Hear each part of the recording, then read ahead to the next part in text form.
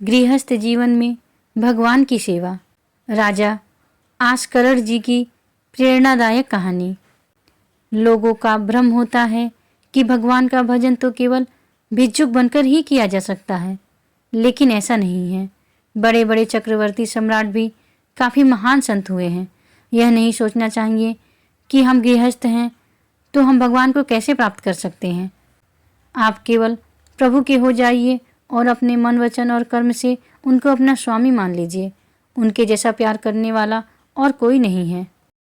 आस्करण जी पृथ्वीराज जी के पौत्र और भीम सिंह जी के पुत्र थे। उनके ठाकुर का नाम श्री राधा मोहन जी था। ये आठों पहर अपने ठाकुर जी की सेवा में रहते थे। श्री राधा मोहन जी आस्करण जी के आराध्य देव थे और हमेशा उनकी सेवा में मगन रहते थे। आस्करण जी ने एक चौकीदार को पूजा गृह के बाहर सेवा में लगाया था और उसे आदेश दिया था कि कोई उनकी सेवा में विक्षेप न डाल पाए। उनका रोजाना 10 घड़ी 4 घंटे की सेवा करने का नियम था। दिल्ली का बादशाह किसी कारण से आस्करण जी के राज्य में आया और कहा कि मुझे उनसे तुरंत मिलवाया जाए। उससे प्रार्थना की गई कि महाराज, यह असंभव है। इस समय आस्करण जी अपने ठाकुर जी की सेवा में हैं और उनका आदेश है कि 4 घंटे तक कोई उनकी सेवा में बाधा न डाले। बादशाह ने आस्करण जी को सूचना देने के लिए बार बार आदेश किया, पर किसी भी सेवक ने बादशाह की आज्ञा नहीं मानी। बादशाह को इस बात से बहुत कष्ट हुआ। उसने तुरंत अपने सेनापति को आदेश दिया कि उन सबको दंड दिया जाए और आस्करण जी को बंदी बनाकर बादशाह के सामने लाया जाए। उन्हें बताया गया कि आस्करण जी को 4 घंटे तक कोई सूचना नहीं पहुंचाएगा। पूरे नगर में बड़ी घबराहट फैल गई। आस्करण जी न तो शिकार खेलते थे, न ही किसी को दंड देते थे। वह केवल भगवत सेवा, नाम जप और नाम कीर्तन करते थे। पूरे नगर को सारी सुविधाएं मिलती थी। सबके घर पर ठाकुर सेवा विराजमान थी और सबके घर पर नाम कीर्तन किया जाता था। जिसको जिस चीज़ की ज़रूरत होती वह उसे राज दरबार से ले जा सकता था। अब बादशाह के आदेश से हड़कंप मच गया। बादशाह ने कहा, मेरा आखिरी हुक्म है कि आस्करण जी को हाजिर किया जाए, नहीं तो हम पूरी सेना से विध्वंस मचा देंगे और नरवरगढ़ को नष्ट कर देंगे। जो प्रधान सेना नायक था उसने हाथ जोड़कर बादशाह से कहा, आप समझिए, हम आपके सेवक हैं, आपसे लड़ कैसे सकते हैं।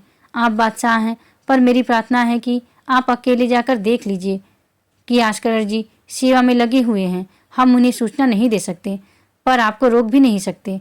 आप जाकर बात कर लीजिए। बादशाह को लगा कि बात सही है, क्योंकि ये हमारे ही अनुकूल राज्य है, कोई वैरी तो है नहीं। बादशाह ने स्वयं अंदर जाकर देखा तो आस्करण जी की सारी सेवा हो चुकी थी। आस्करण जी भगवत सेवा करके नियम पूर्वक ठाकुर जी की साष्टांग दंडवत कर रहे थे।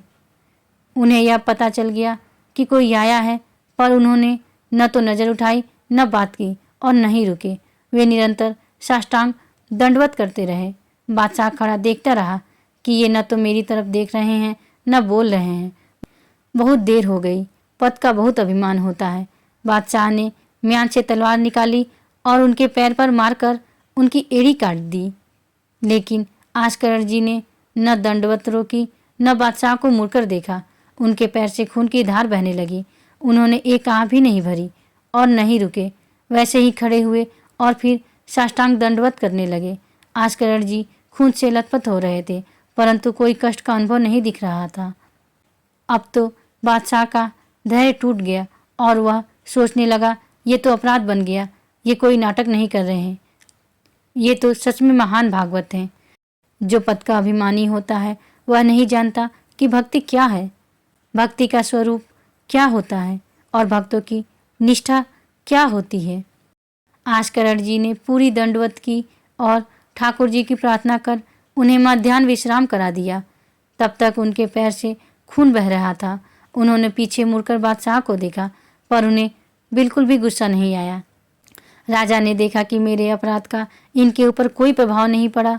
आस्करण जी की धैर्यशीलता और उनके इष्ट के प्रति निष्ठा देखकर बादशाह रीझ गया, बहुत प्रसन्न हुआ और उसने कहा, आज मेरे नेत्र सफल हो गए कि मैंने ऐसा निष्ठावान भक्त देखा।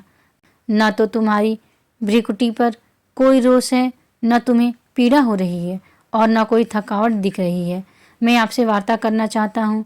ये सामर्थ्य आप में कहाँ से आई कि आपने एड़ी कटने और खून निकलने के बाद भी अपनी निष्ठा नहीं छोड़ी। बादशाह ने जब बैठकर आस्कर जी के संग भक्ति के विषय में बात की तो उसके आंसू निकल आए। संत की संगति का यही प्रभाव होता है। बादशाह ने अपनी कीमती रुमाल निकाली और घुटने टेक कर तत्काल अपने हाथ से आस्कर जी के चरणों में पट्टी बांधी और कहा, आपकी भक्ति देखकर आज मैं निहाल हो गया। प्रभु की मुझ पर बड़ी कृपा है जो मुझे आप जैसे भक्त की निष्ठा के दर्शन हुए। बादशाह ने अत्यंत प्रसन्न होकर आस्कर जी से पूछा, आपको कैसे सुख प्रदान करें। उन्होंने उत्तर दिया, मेरी सेवा ही मेरी निष्ठा है।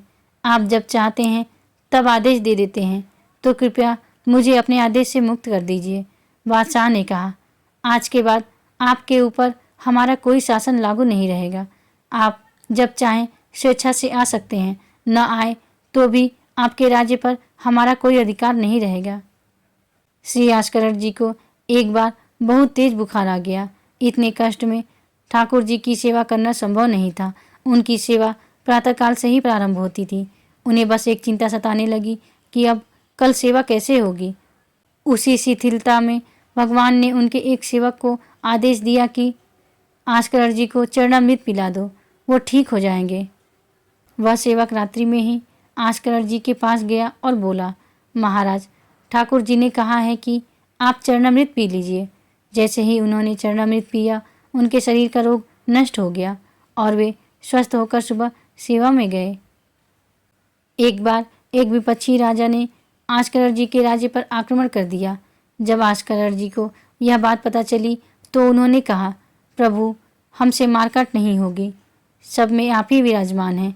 अब हमसे युद्ध नहीं होगा, इसलिए या तो मुझे राजपद से हटाओ या मुझे कहीं एकांत में ले चलो, जहाँ मैं आपके लिए रो सकूं और तड़प सकूं, लेकिन यह तलवार उठाना अब मुझसे नहीं होगा।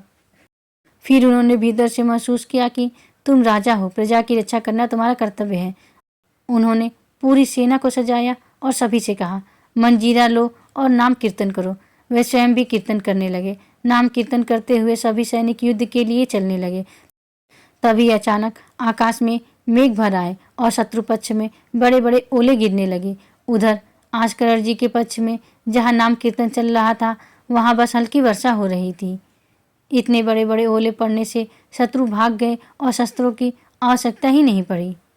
जब शत्रु पक्ष भाग गया तो विपक्षी राजा आस्कर जी के चरणों में गिरकर बोला, मुझे माफ़ कर दीजिए, मुझे नहीं पता था कि आप इस कोटि के महाभागवत हैं।